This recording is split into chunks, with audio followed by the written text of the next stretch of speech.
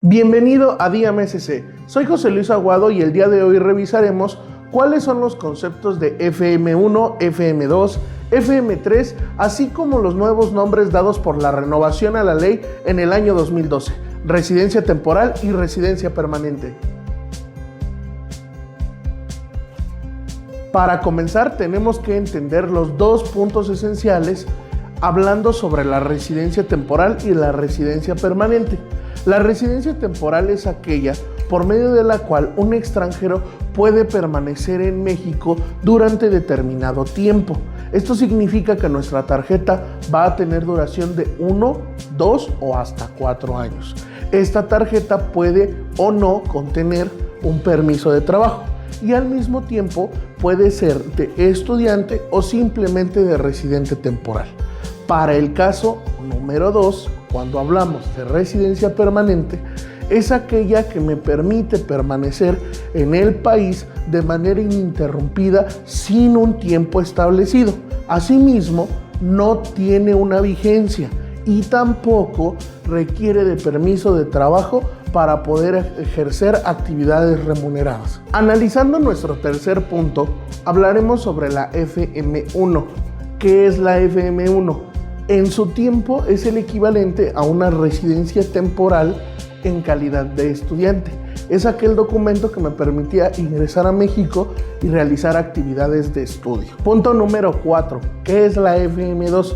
Su símil al día de hoy es la residencia permanente. Es aquel documento que en el pasado le permitía a los extranjeros trabajar y permanecer en México de manera ininterrumpida.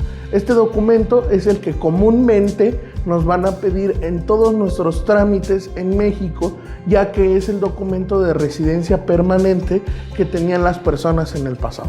Punto número 5. Si eres un extranjero, seguramente tu pregunta real es ¿qué es la FM3? ¿Cómo la consigo? Eso lo puedes ver en otro de nuestros videos. Por ahora solo te comentaré que la FM3 es el símil de una residencia temporal con permiso de trabajo. ¿Por qué se trata de manera independiente a este tipo de residencia temporal? Entendamos que la mayoría de los extranjeros necesitan viajar a México y poder realizar actividades remuneradas, que es como jurídicamente se le llama a realizar un trabajo en México. Por ello es muy importante que entiendas que este tipo de documento es el esencial que necesitarás en caso de que vengas a trabajar, por lo que te pido que te acerques a nuestros asesores para saber cómo tramitarlo. Punto número 6. ¿Cuáles son los tipos de residencia temporal? Primero tenemos que ver que existe la residencia temporal que se obtiene por medio de la solvencia económica, que es cuando un extranjero tiene suficiente dinero fuera de México para poder mantenerse en México. La otra es una residencia temporal por ser un inversionista, que es cuando un extranjero tiene una propiedad o una empresa con suficiente capital en México. La otra es la residencia temporal con permiso de trabajo, que es la que permite al extranjero poder realizar actividades remuneradas en México. La más común es la residencia temporal por unidad familiar, aquella que se obtiene por medio del vínculo familiar, ya sea con padres, hijos o esposos. También tenemos la residencia temporal en calidad de estudiante. Esta es una residencia temporal muy atípica, ya que es aquella residencia que solo permite al extranjero realizar estudios en México y no le permite quedarse por más tiempo. Si te encuentras en alguno de los supuestos, te pido que te asesores para saber cuál es la mejor opción para ti. Punto número 7. ¿Cuáles son los requisitos generales para tramitar una residencia? El 1 sería el pasaporte. ¿Por qué? Porque necesitamos que ese documento es por medio del cual la autoridad va a podernos sellar una visa o va a poder acreditar que existimos. En caso de que no cuentes con él, acude a tu embajada para solicitar una constancia de identidad que también nos puede servir como elemento de acción para poder obtener tu residencia. El segundo punto es que cuentes ya sea con tu acta de nacimiento siempre debidamente apostillada. Otro elemento también es que si vas a presentar una acta de nacimiento o de matrimonio mexicana, la misma debe de tener por lo menos 3 meses de vida. ¿Por qué? Ya que si excede este tiempo, te van a pedir una nueva. Es importante que todos estos requisitos cuentes con ellos y a la mano al momento de que realices cualquier trámite. Punto número 8. ¿Cuáles son los elementos que tengo que cuidar para evitar que se venza mi residencia temporal o evitar que perder mi residencia permanente? FM2 o FM3. Es muy importante que cuides estos elementos porque es el medio por el cual podrás quedarte en México. Recuerda, las residencias temporales pueden iniciar su renovación hasta un mes antes de su vencimiento, pero el mismo solo está catalogado para poder hacerlo hasta el último día del vencimiento. En cambio, en la residencia permanente, el elemento que tienes que cuidar más importante es que si la llegas a perder, es importante contar con el documento antes de viajar. Esto significa, nuevamente, aunque suene repetitivo, que el documento no puede ser extraviado sin reponerse antes de un viaje. Si yo tengo mi residencia permanente y necesito salir del país y la perdí, no debo de pensar que al salir del país puedo recuperarla al reingresar a México, ya que la residencia permanente se pierde.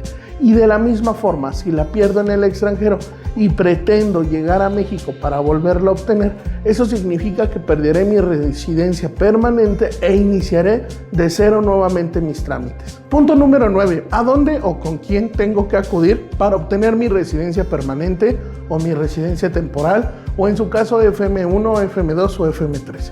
Lo más importante que debes de saber es que solo existen ciertas autoridades a las cuales yo puedo acudir para obtener mi residencia. Una de ellas y la más importante es el Instituto Nacional de Migración en cualquiera de las delegaciones que se encuentran dentro de los estados. Existe una por cada estado y existe una delegación federal. Todas las otras delegaciones del Instituto Nacional de Migración tienen que ver con actividades de carácter diferente a lo que realizamos, ¿ok?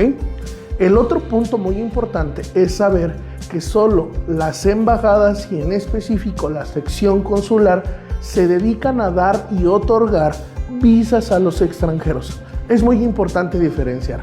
Si necesito una residencia, acudo al Instituto Nacional de Migración. Si necesito una visa, acudo directamente a la sección consular de mi país. Y es muy importante saber lo siguiente: solo los consulados generales y los consulados pueden otorgar residencia. Un consulado honorario no tiene la posibilidad de otorgarme una visa para poder viajar a México. Punto número 10. Si eres un extranjero que va a viajar a México y desea quedarse o desea trabajar o desea realizar actividades, siempre te vas a hacer la pregunta: para sacar mis papeles, obtener mi residencia, ¿debo de contratar un abogado? ¿Qué abogado debo de contratar? Es muy importante que entiendas que en un primer momento, cuando realizas un proceso migratorio, lo que necesitas es un asesor. ¿Por qué razón? Porque no existe un litigio como tal. Teniendo una buena asesoría, aunado a una gestoría excelente, tu proceso va a funcionar en tiempos de ley con los elementos establecidos y también te otorgará una seguridad jurídica al momento de realizar el trámite. No necesitas un abogado como tal. Lo que necesitas es que tengas una asesoría total y absolutamente perfecta. Nuestro equipo de abogados se encarga de otorgar esta asesoría. Acércate a DiamSC y recuerda, estos solo son 10 puntos para que puedas vivir tranquilamente en México. Existen otros elementos que puedes ver en nuestro canal. Te recomiendo te suscribas a él y le des clic a la campanita para que así puedas seguir recibiendo toda la información que DiamSC tiene para ti.